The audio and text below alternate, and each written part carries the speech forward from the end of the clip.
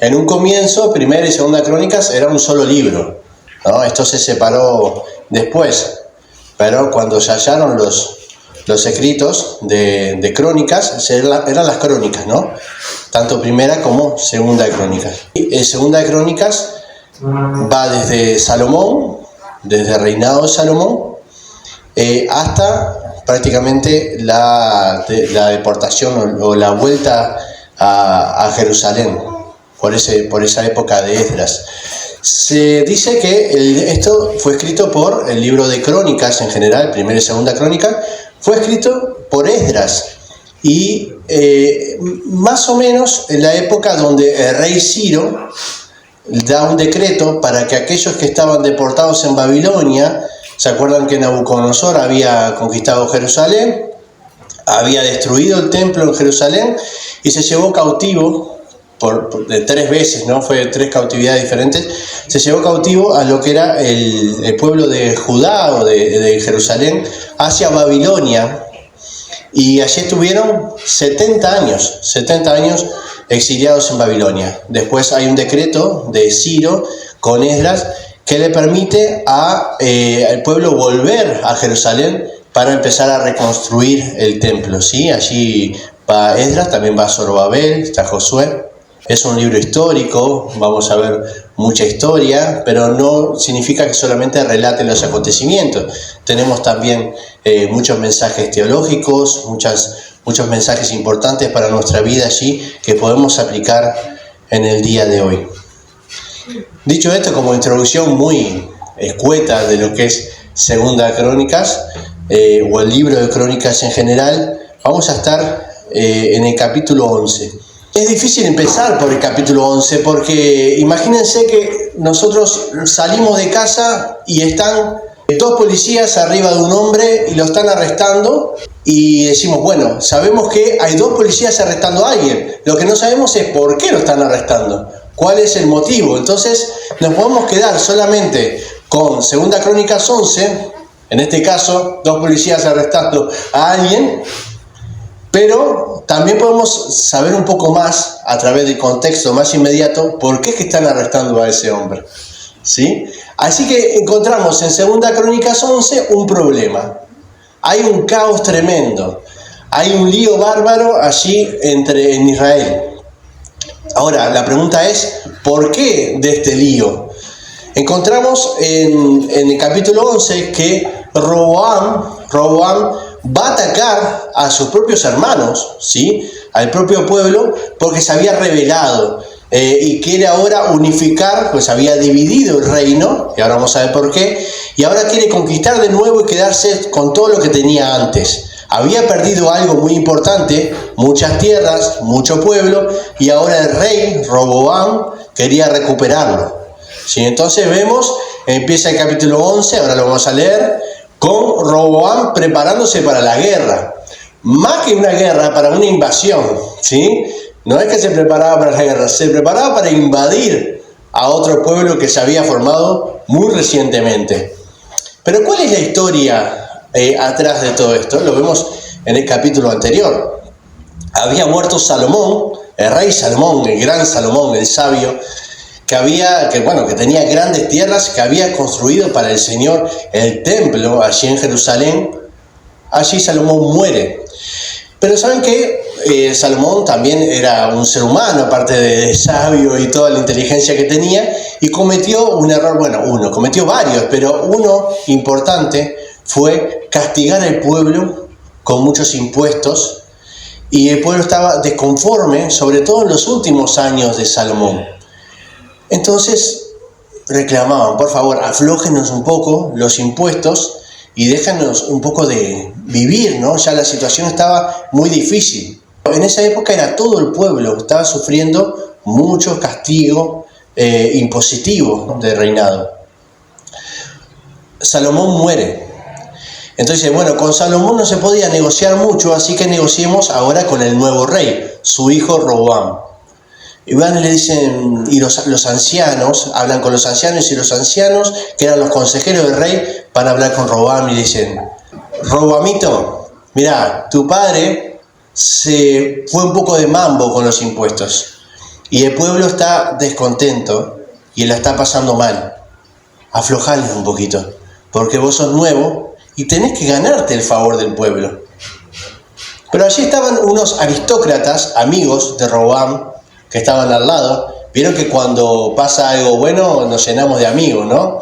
Pero después estos mismos amigos de Roboam no se mencionan más cuando las cosas están complicadas. Pero allí estaban, aristócratas, amigos de Roboam, codeando y diciéndole: ¿por qué te vas a achicar?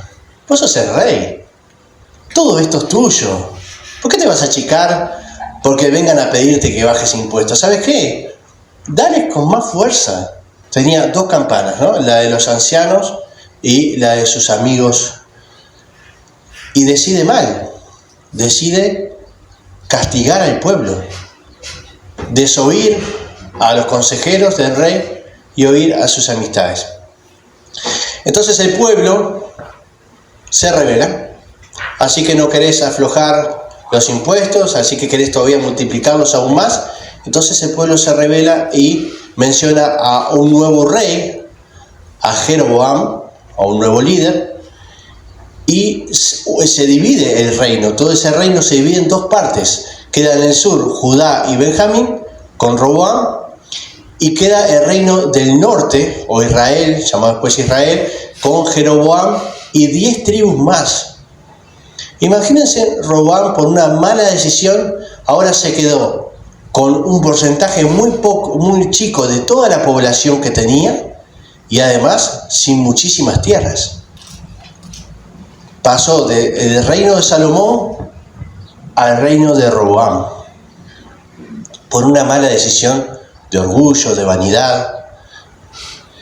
Y este es el contexto en el que nos encontramos ahora en 2 Crónicas 11. El reino ya estaba dividido, Jeroboam ya estaba en el norte y con 10 tribus. Y entonces miren lo que dice: cuando llegó Roboam a Jerusalén, reunió la casa de Judá y de Benjamín a 180.000 hombres de guerra escogidos para pelear contra Israel y devolver el reino a Roboam. ¿Qué hizo ahora? Judá y Benjamín era lo único que le había quedado a él. De las tribus de Israel, lo único que le había quedado en el sur era Judá y Benjamín. Pero le dio la fuerza con eso para juntar 180.000 hombres. ¿Para qué? ¿Para hacer la guerra? ¿Lo estaban atacando? No. Para ir a atacar a Jeroboam. Hizo un gran ejército y dijo: ah, sí, ahora me vas a devolver lo que me quitaste. Iba todo ese ejército a atacar directamente, marchando. Si se estudia un poquito el movimiento que tienen las palabras en esto, está hablando de que Roboam ya está marchando hacia el norte para atacar a Jeroboam. No se están organizando, no, ya había organizado un ejército de 180.000 hombres para ir a atacar a Jeroboam y que le devuelvan las tierras y las personas que le habían robado. Roboam llega a Jerusalén, allí donde se establece la capital del reino de Roboam, donde está el templo también, es un lugar fundamental, y también dice que es donde se escribió el libro de Crónicas, ¿no? En Jerusalén, lo escribe Esdras en Jerusalén. Así que Esdras, imagínense, escribiendo al pueblo que había vuelto del cautiverio y que estaba en Jerusalén, le está diciendo: miren que aquí hay una historia. Eran personas que nunca habían visitado Jerusalén, porque eran los hijos de aquellos que habían sido deportados. No sabían nada de Jerusalén, sabían que había una tradición, que sus padres les habían contado diferentes cosas, pero ahora Esdras le dice: miren, aquí, en esta ciudad donde tenemos la misión de reconstruir el templo, en el tiempo donde el templo todavía estaba en pie, pasaron diferentes cosas, y todo estaba en la voluntad de Dios. Un día, Roboam preparó un gran ejército para atacar a Jeroboam. En esa época, fíjense que el reino del norte ya no existía.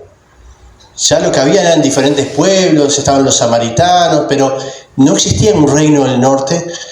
Pero sin embargo, Judá, toda esa parte de Judá se estaba reconstruyendo con el nuevo templo. Y Esdras les está contando: miren, en esa época Roboam, después de mandarse varias macanas, de decidir mal, preparó este ejército para atacar a Jeroboam.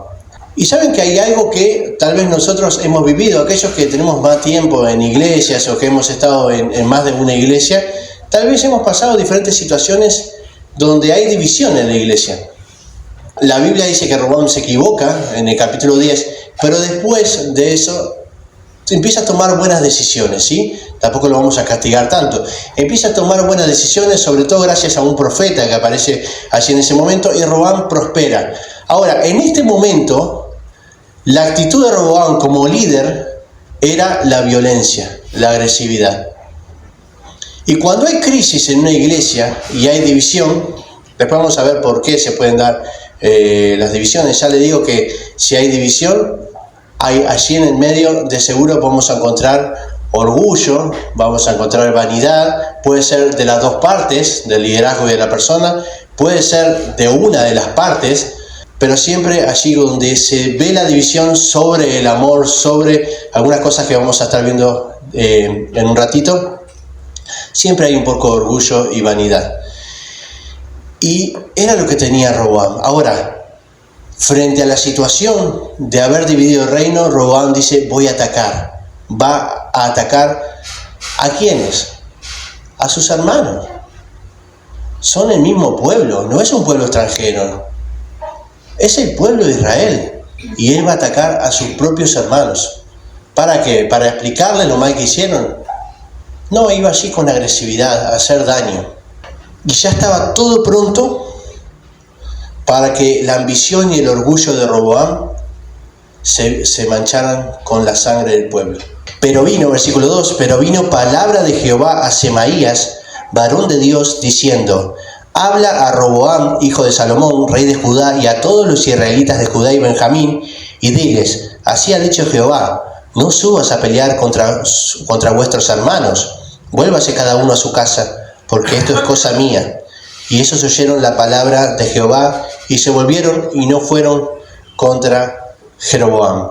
Allí aparece Semaías, ¿no? El profeta. Ahora, no venía porque se le ocurrió a él hablar con Roboam, no saltó de gusto.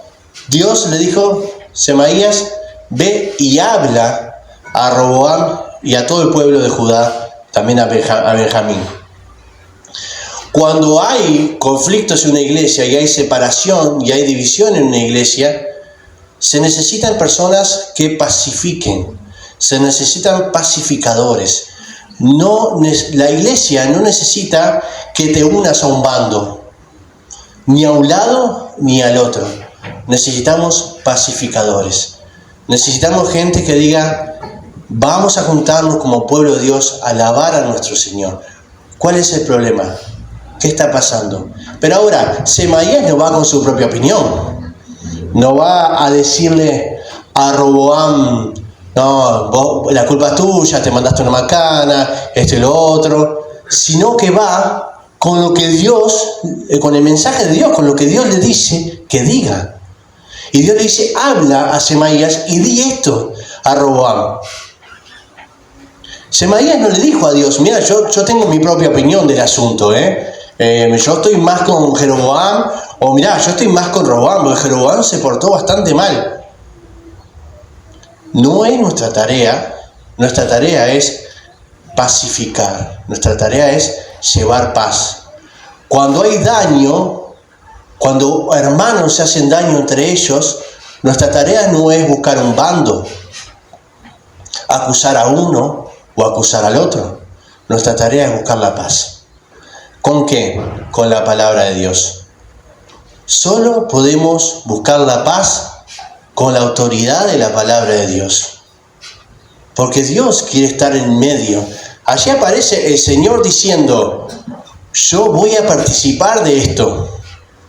Yo soy parte de esto y voy a participar.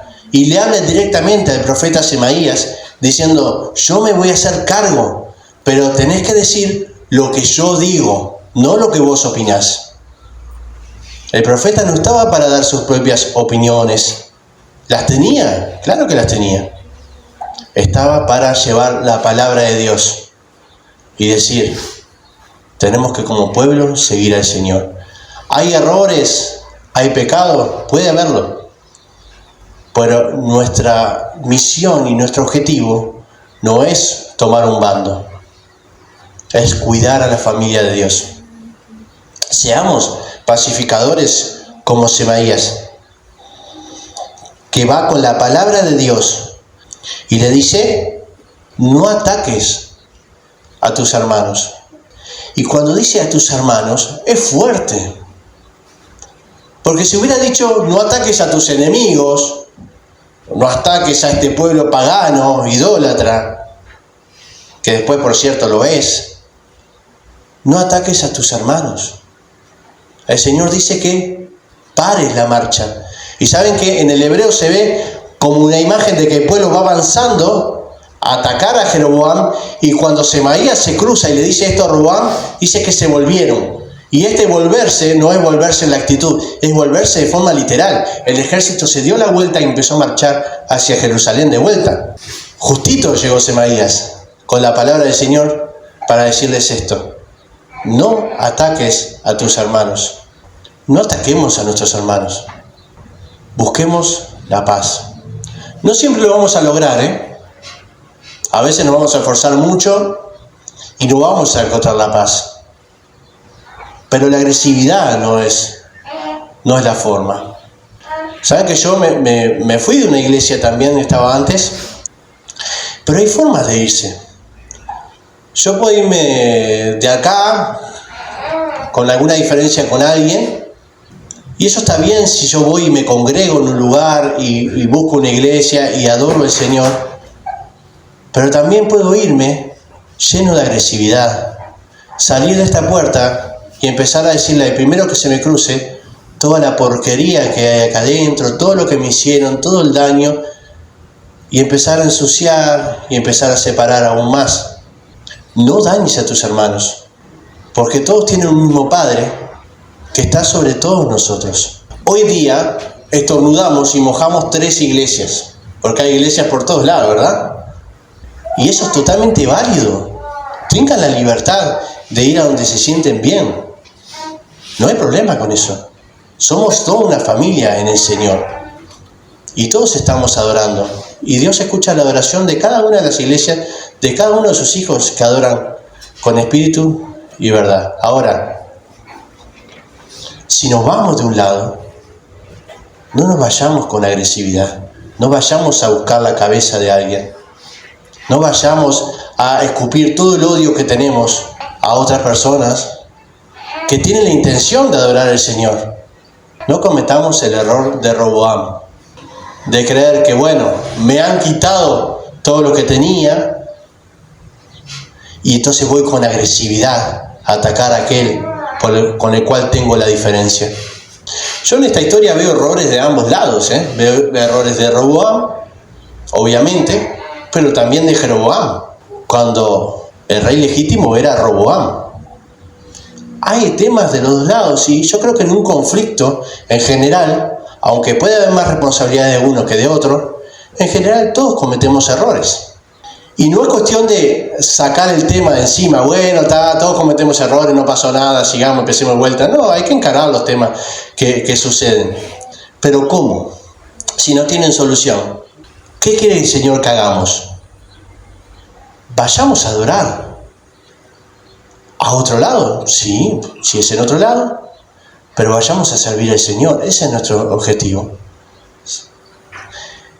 Y si podemos, como dice Pablo, en todo lo que podamos, que haya paz. Que haya paz. Necesitamos Semaías, pacificadores, que digan, no, muchachos, somos hermanos.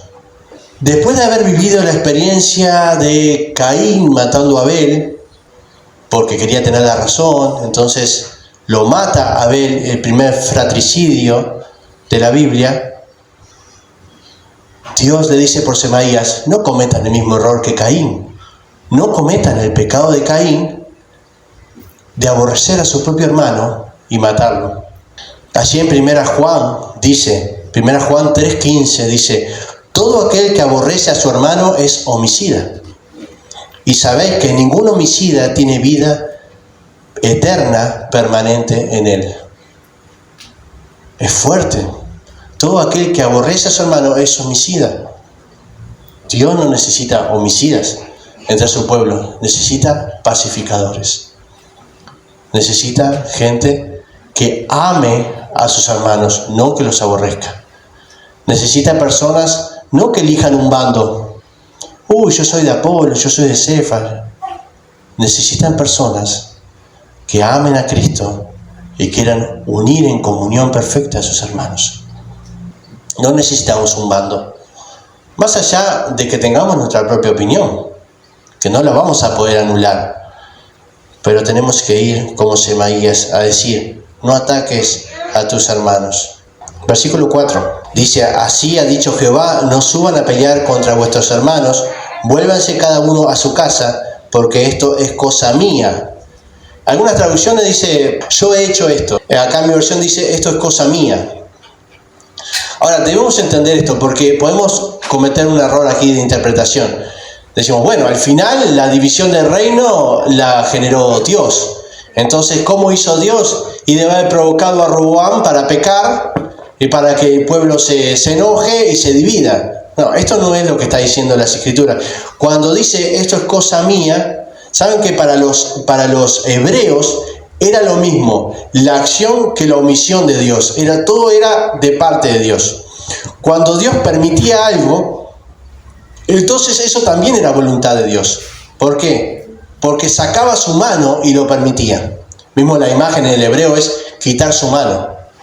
Es como cuando el faraón se endurecía su corazón y no dejaba ir al pueblo, ¿no? Y decía: ¿por qué Dios no actúa? Y bueno, porque Dios sacaba su mano, dejaba actuar al faraón, que tenía esa voluntad de no dejar ir al pueblo. Pero ¿qué dice la Escritura? Dios endurece el corazón del faraón. ¿Por qué? Porque la omisión de Dios también es acción. Eso para el pueblo, ¿no? Entonces, ¿qué pasa acá? Dios permite, es un oxímoron, ¿no? La omisión es acción. Pero para ellos, que Dios permitiera algo, pues era ejercer la voluntad. En este caso, Dios permite que el pueblo se divide. Y lo que dice es, para traducirlo a una forma más entendible: esto yo lo permití. Y Dios permite estas cosas porque a través de las consecuencias del pecado, Él va a hacer cosas maravillosas. No porque Él provoca el pecado, no porque le guste el pecado, sino porque va a hacer maravillas con las consecuencias. De Judá viene Jesucristo, pasa una cantidad de cosas en Judá importantes también. Y ellos oyeron la palabra de Jehová y se volvieron. Ahí está lo que le decías, ¿no? Se volvieron y no fueron contra Jeroboam. Muchos problemas en las iglesias, muchas crisis, muchas divisiones son por estar alejados de la palabra de Dios. Porque cada uno tiene su opinión de la vida, su concepto. Cada uno de nosotros pensamos diferente a nivel político, económico, social, de costumbre, de cómo nos educaron de pequeños, de diferentes cosas. Si queremos los bancos así, si queremos sillas o queremos luces acá o queremos tantas cosas, de que cómo se pasa la ofrenda, si una bandeja o ponemos algo en el fondo. Hay tantas cosas, la alabanza, ¿sí? Está bueno tocar rock en la iglesia, o mejor un tango, o mejor un folclore, o mejor abramos el himnario. Hay tantas opiniones como personas, pero el problema está en no centrarnos en la palabra de Dios. Vivimos como comunidad según la palabra de Dios, no según nuestras propias opiniones. Y muchas veces los conflictos en las iglesias se dan por opiniones, porque yo no puedo estar en una iglesia donde el pastor no se pone camisa. Es una falta de respeto. Tal vez tenga razón, pero no deja de ser una opinión. ¿Y qué? ¿Nos vamos a ir? ¿Vamos a generar división? ¿Vamos a hablar mal del pastor porque no usa camisa? El problema está en no centrarnos en la palabra de Dios. Prefiero un pastor que se vista como quiera, pero que ame a sus ovejas, que las atienda, que esté cerca del Señor. Eso está basado en la palabra de Dios. No me gusta cómo dirige la alabanza, porque las canciones son muy... Me parece que deberíamos hacer esto, lo otro, o más tiempo de alabanza, la prédica se va larguísima, ¿no? Y esto. Están bien, son opiniones, son válidas, claro que son válidas, pero no pueden nuclear a la iglesia. Nosotros nos basamos en la palabra de Dios. Después podemos dar un consejo. Che, mirá que yo te aconsejo de que uses una camisa, pero no como algo que nos va a dividir, como un simple consejo. Lo importante es escuchar la palabra de Dios. Este ejército que hizo, escuchó la palabra de Dios. ¿De Semaías? No, de Semaías no. La palabra de Dios se dio vuelta y volvió. ¿Cuántos conflictos, cuántos líos podríamos evitar si ante el conflicto, hacia el propio problema, vamos a la palabra de Dios? ¿Cuánto podríamos evitar? Hasta el versículo 4 vemos una escena, ¿no? Roboam arma el ejército, va a atacar a Jeroboam. Dios le habla al profeta Semaías. Esa palabra habla denota en el hebreo una urgencia, un mensaje que hay que obedecer, que es la autoridad del Señor. Esa palabra habla, que es amar, que no, en hebreo, que no tiene nada que ver con el amar nuestro, el verbo, sí, significa un mensaje urgente, importante, lleno de autoridad de parte de Dios, ¿sí? Y nosotros debemos hablar de esa manera, pero también debemos amar de esa manera. El versículo 5 dice: habitó Roboam, otra escena, pasado ya un tiempo desde ese último evento, habitó Roboam en Jerusalén y edificó ciudades para fortificar a Judá. Edificó Belén, Etam, Tecoa, Betsur, Soco, Adulam, Gad, Maresa, Sif, Adoraim, Laquis, Aseca, Sora, Ajalón y Hebrón, que eran ciudades fortificadas de Judá y Benjamín. Ahora, edificar no es fundar. Hay muchas ciudades que menciona acá que ya existían. Belén ya existía. Belén es donde nació David. Y Hebrón, por ejemplo, vemos a Caleb pidiendo Hebrón. Es decir, no son ciudades que haya formado Roboam. Pero con esto de edificar, tal vez signifique, tal vez agrandar el territorio, tal vez sea levantar muros en esas ciudades, limitarlas mejor, tal vez signifique repoblar esas ciudades.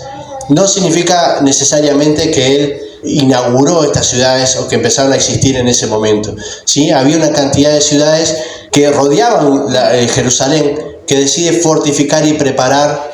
¿Por qué? Para seguridad.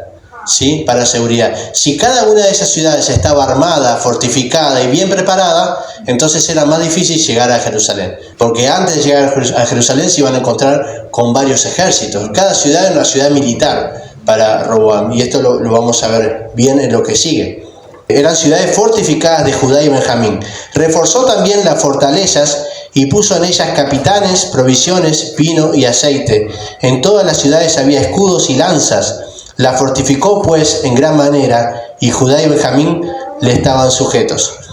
Armó todas estas ciudades para la guerra, para estar prontas, para garantizar una seguridad, ¿sí? Por si el reino del norte venía a atacar, o si venía a atacar otra nación.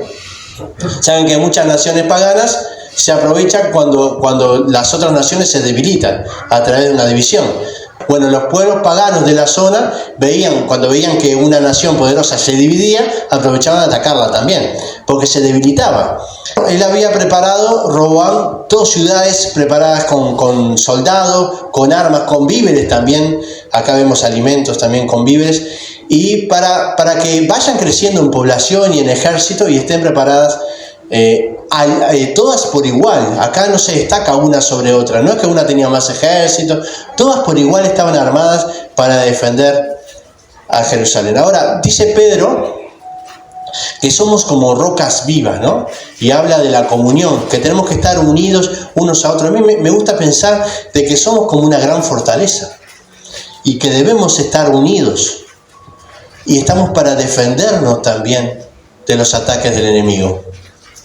Para eso estamos, para defendernos de los ataques del enemigo.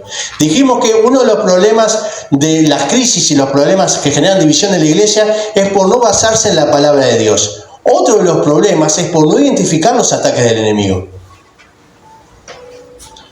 Hay alguien que frente al debilitamiento aprovecha para destruirnos, pero no estamos identificando que hay un enemigo que quiere dividirnos. Muchas veces participamos para que eso suceda. No podemos servir a 2 dioses. Si servimos a Dios, somos pacificadores, amamos a nuestros hermanos, buscamos de la palabra de Dios. Pero si hacemos lo contrario, hablamos mal de nuestros hermanos, salimos a atacar con bronca, no buscamos la paz, estamos trabajando para el enemigo. ¡Qué fuerte! Porque en realidad yo hago todo esto porque tengo razón. Y porque a mí me hicieron mucho daño, y porque le están haciendo daño a esto y a otro, lo otro. Y tal vez sea cierto, tal vez tengas razón. Pero no estás actuando como pacificador. Estás actuando como actúa el enemigo. Dividiendo, haciendo daño. Tenemos la opción de hacer las cosas bien cuando hay conflicto, cuando hay problemas. Porque no se tratan de los hombres. Se trata de lo que Cristo logró en la cruz. Y es el pueblo de Dios. Son nuestros hermanos. No ataquemos a nuestros hermanos. Me gusta pensar también que cada uno somos ciudades fortificadas. Cuando estamos aquí, cuando estamos afuera, cuando estamos en nuestro trabajo, cuando estamos en diferentes lugares, somos ciudades fortificadas. Y cada uno tiene que tener su escudo. El escudo en esa época cubría todo el cuerpo. No un escudo chiquito, un escudo que cubría todo el cuerpo. Tenemos que tener nuestras lanzas, tenemos que tener toda nuestra armadura, como dice allí en Efesios 6, toda nuestra armadura bien puesta, tener nuestros víveres, nuestros alimentos para mantenernos en pie. Cada uno de nosotros debe estar preparado como soldados en el lugar que Dios nos puso en esta iglesia. No, eso corresponde al liderazgo. El que tiene que saber de Biblia acá es el pastor. El que tiene que orar todos los días por todas las personas es el pastor. Le corresponde a él. Yo no. Yo no tengo por qué andar estudiando la Biblia, ni orando, ni profundizando nada. Dios no me llamó a eso. Entonces, somos una ciudad donde el enemigo puede entrar a la iglesia. Si queremos que el enemigo no genere división, preparémonos y estemos alertas, preparados ¿con qué? Con la palabra de Dios, bien alimentados con la palabra de Dios, con la armadura de la fe, con la seguridad de la salvación, con la coraza de la justicia, con el apresto del evangelio, con la espada que es la palabra de Dios, todo bien puesto. Hermanos, eso no es para los líderes, eso es para cada uno de los hijos de Dios. Porque si alguno no tiene bien puesta su armadura, no está armado y alimentado, por ahí va a entrar el enemigo. Si Roboam no se podía dar el lujo de que alguna de estas ciudades nombradas esté ahí.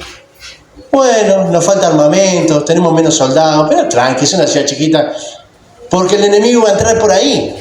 O se piensa que va a entrar por la ciudad más fortificada, con más ejércitos. No, va a buscar el punto débil. Que no seamos nosotros el punto débil. Porque si se acumula bronca en nuestro corazón, se acumula falta de perdón con algún hermano, se acumula rencor por algo que el liderazgo hizo o por algo que dijo. Si empezamos a acumular esas cosas y no somos pacificadores y no buscamos el amor sobre todas las cosas y no vamos con la palabra de Dios, estamos abriendo un gran surco para que pase el enemigo y finalmente termine generando división.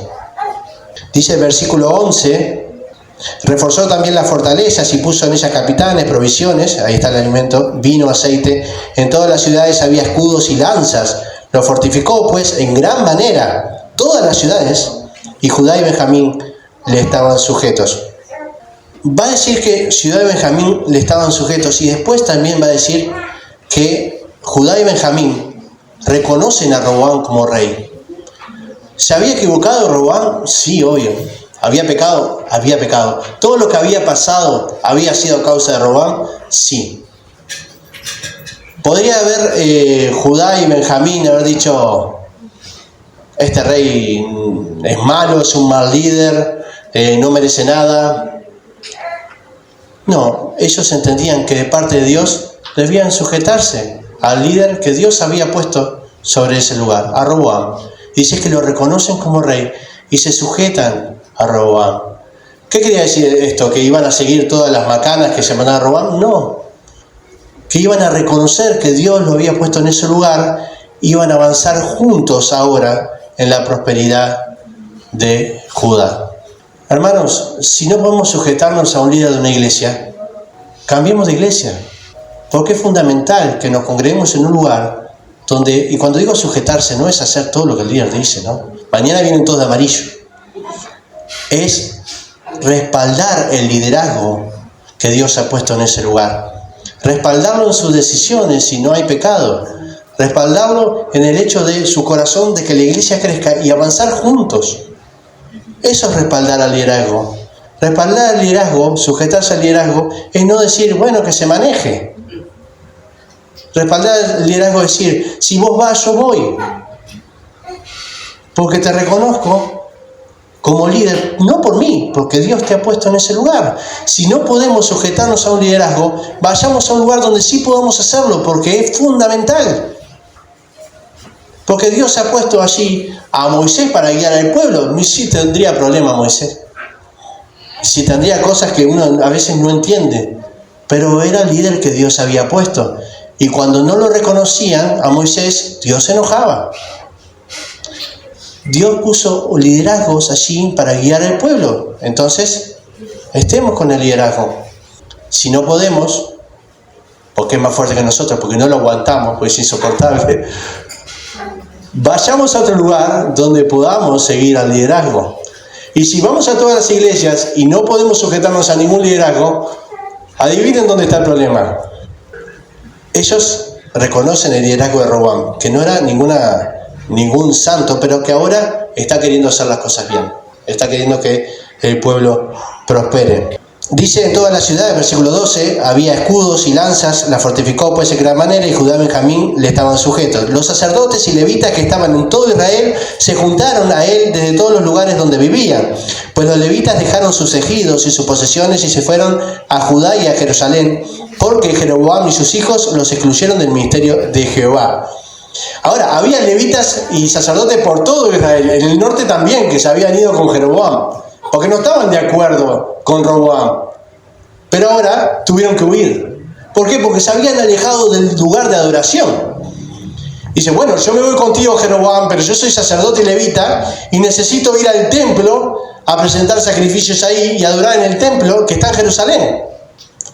Porque soy sacerdote y levita. Es decir, separemos los tantos. Una cosa es la política y otra cosa es la religión. Separemos, por favor, Jeroboam. Yo políticamente contigo a full. Ahora, espiritualmente necesito del templo. Allí es donde tengo que presentar sacrificios. Y Jeroboam le dijo, no va más al templo. Bueno, pero ¿dónde voy a adorar? No hay problema, te hago 2 becerros de oro, te los pongo en diferentes 2 ciudades y vas a adorar el becerro de oro ahí. Ah, interesante.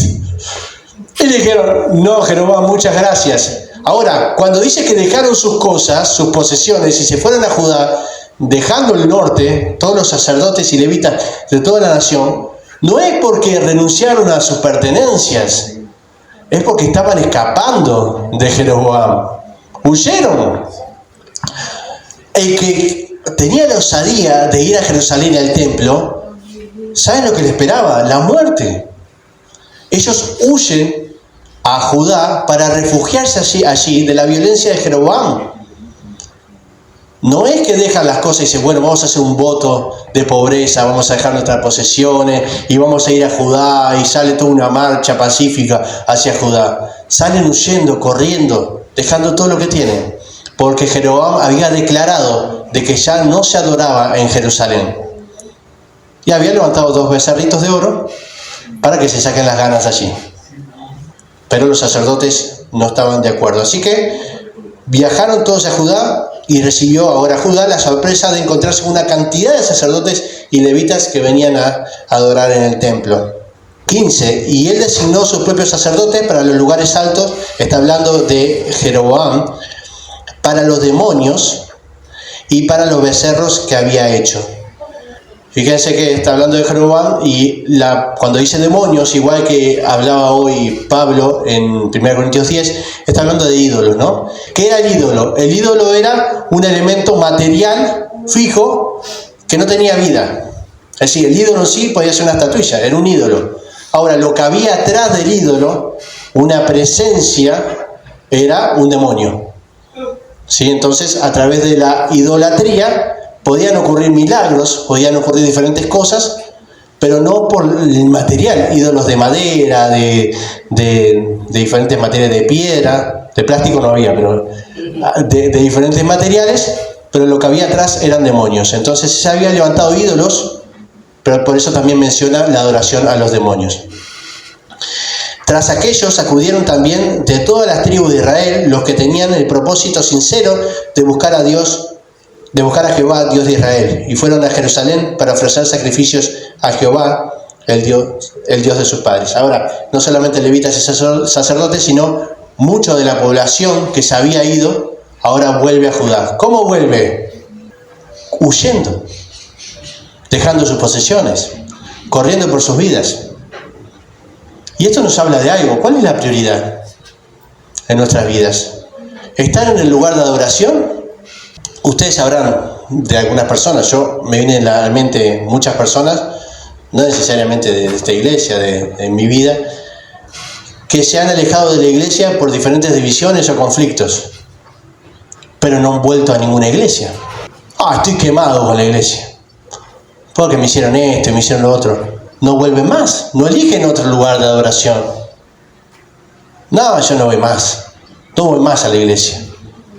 ¿De quién es la responsabilidad? ¿Vamos a poner en serio la carga sobre aquella persona, líder o aquel hermano que se equivocó e hizo que la persona se fuera?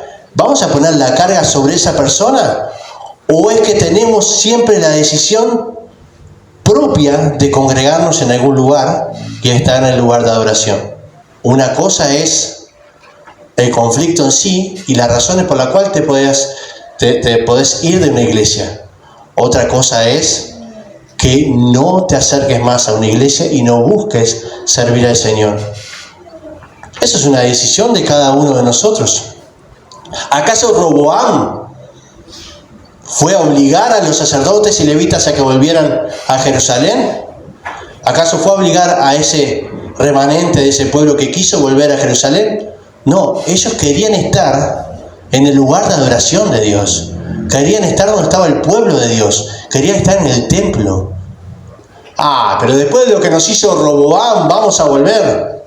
Hermanos, el lugar donde Dios nos quiere es el lugar de adoración con su pueblo. Si nos vamos y no nos congregamos más, o aborrecemos la iglesia por un conflicto que hubo, estamos haciendo mal. Saben que la Biblia es clara en algo. Un día vamos a estar delante del Señor y Él va a juzgar nuestras obras. Eso se llama el tribunal de Cristo. Todos los hijos de Dios estarán delante del Señor y Él va a mostrar nuestras obras, las buenas y las malas. No para condenación, pues ya tenemos la salvación asegurada.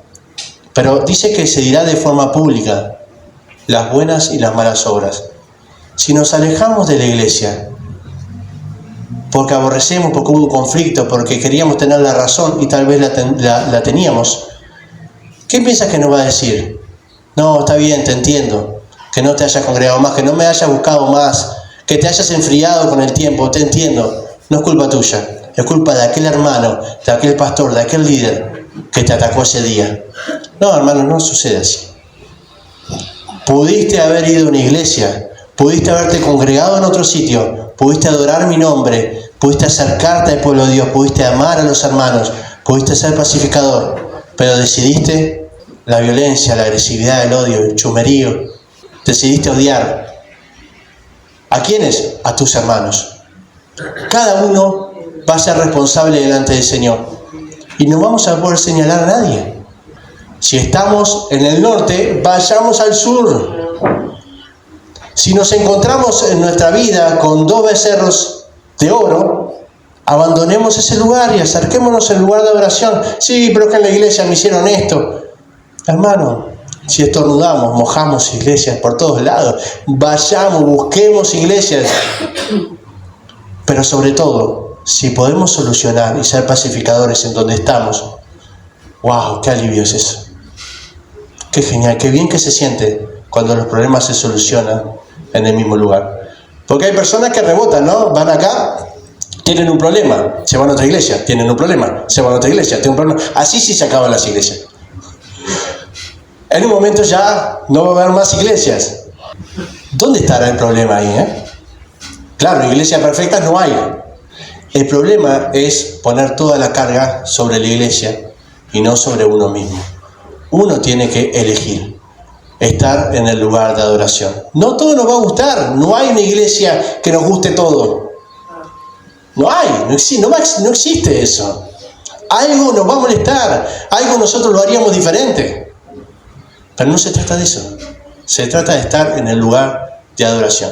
17. Así fortalecieron el reino de Judá y confirmaron a Roboam, hijo de Salomón. Acá le decía, lo confirmaron como líder, puesto por el Señor. Confirmaron a Roboam, hijo de Salomón, por 3 años. Por 3 años anduvieron en el camino de David y de Salomón. Tomó Roboam por mujer a Maalat, hija de Jerimot, hijo de David, y de Abiail, hija de Eliab, hijo de Isaí, el cual dio a luz estos hijos a Jeús, Semarías y Seam. Después de ella tomó a Maaca, hija de Absalón, la cual le dio luz a Abías, Ataí, Sisa y Selomit. Pero Roboam amó a Maaca, hija de Absalón, sobre todas sus mujeres y concubinas, pues tuvo 18 mujeres y 60 concubinas. Y puso Roboam a Abías, hijo de Maaca, como jefe y príncipe de sus hermanos, porque quería hacerlo rey. Obró sagazmente, pues esparció a todos sus hijos por toda la tierra de Judá y de Benjamín, y por todas las ciudades fortificadas, dándoles provisiones en abundancia y muchas mujeres. Y ahí termina el capítulo. ¿Y qué hizo Roboam? Ya estaba prosperando, pero ¿qué hizo? Se fijó en las generaciones que iban a venir adelante. Hermanos, la iglesia está aquí para quedarse hasta que el Señor venga. Y esto puede pasar hoy, puede pasar ahora, o puede pasar durante mucho tiempo. Para nosotros mucho tiempo. Los tiempos del Señor, debemos pensar en las generaciones que vienen. ¿Cuánto estamos, para finalizar como conclusión, cuánto estamos invirtiendo en nuestro lugar, en esta iglesia, de nuestro esfuerzo para que las otras generaciones puedan alcanzar a más personas, para que la iglesia crezca y dé un testimonio más real, cada vez más real, de la obra de Jesucristo? Venimos acá dispuestos el conflicto, dispuesto a amar al hermano. Entendemos que van a haber diferencias y que eso es lo interesante de amar. Si no hubieran diferencias, qué fácil sería amar, ¿no? El verdadero amor es aquel que va más allá de las diferencias y que busca que el pueblo de Dios sea un pueblo de adoración, unido y en paz. Van a haber conflictos y quédense tranquilos que van a haber conflictos. Ahora, ¿qué hacemos con eso? ¿Salimos escupiendo bronca? ¿Hablando con todo el mundo del mal que nos hicieron? ¿O vamos a ir con la palabra de Dios? ¿Nos vamos a alejar de la iglesia o de los hermanos? ¿O vamos a buscar adorar con ellos? Que sobre todas las cosas abunde el amor. Todos somos de diferente carácter, personalidad. Yo soy bastante imbancable, pero me van a tener que tener paciencia, y yo a ustedes, porque tiene que sobreabundar el amor. Podemos aconsejarnos, che, Miguel, no seas tan imbancable, pero no es bueno que salgamos a escupir bronca, que generemos odio en nosotros mismos, porque todos estamos puestos aquí con el Señor, con un propósito: glorificar su nombre. Hermanos, oremos unos por otros, busquemos que esta sea una iglesia que crezca en muchos sentidos, pero sobre todo en amor. Estemos para servirnos, estemos para servir a la iglesia. Trabajemos como equipo, no es un asunto de liderazgo. Dice allí Pedro que somos un sacerdocio universal. Todos somos sacerdotes para servir en el lugar de la presencia de Dios. Yo sé que hay muchas cosas en la vida, estamos muy ocupados, hay muchas cosas para hacer y todas son importantes. Pero sirvamos para que las otras generaciones aún sean más fuertes, para que podamos crecer como iglesia y para cumplir el propósito que Dios ha puesto en nosotros.